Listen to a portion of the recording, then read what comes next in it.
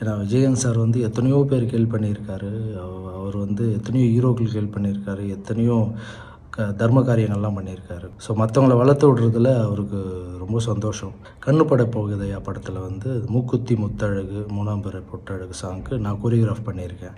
ரொம்ப அழகாக ஆடியிருப்பார். என்னையும் ரொம்ப என்கரேஜ் பண்ணியிருக்காரு. இவ்வளோ ஹெல்ப் பண்ண மனுஷனுக்கு ஸோ நம்ம வந்து ஏதாவது ஒன்று பண்ணணும்னு தோணுச்சு. அந்த பையன் படம் ரிலீஸ் ஆகும்போது நம்ம இவ்வளோ அன்பு வச்சுருக்கோம்ல விஜயகாந்த் அண்ணன் மேலே, அந்த அன்பை வந்து அந்த பையன் படம் ரிலீஸ் ஆகும்போது அவனுக்கு ஒரு நல்ல படத்துக்கு ஓப்பனிங் கொடுக்கணும். அதுக்கு பப்ளிசிட்டிக்காக என்னெல்லாம் தேவைப்படுதோ அதை நான் முழுக்க இறங்கி பண்ணலான் இருக்கேன். அந்த படக்குழுவினர் ஒத்துக்கிட்டாங்கன்னா அந்த பையன் பண்ணுற படத்தில் நான் கெஸ்ட் ரோலாக ஒரு ஃபைட்டோ ஒரு சாங்கோ இல்லை சீனோ இல்லை என்ன பண்ணணும்னு நினைக்கிறனோ அவங்க ஆசைப்பட்றாங்களோ அதை நான் பண்ணலான்னு நினைக்கிறேன்.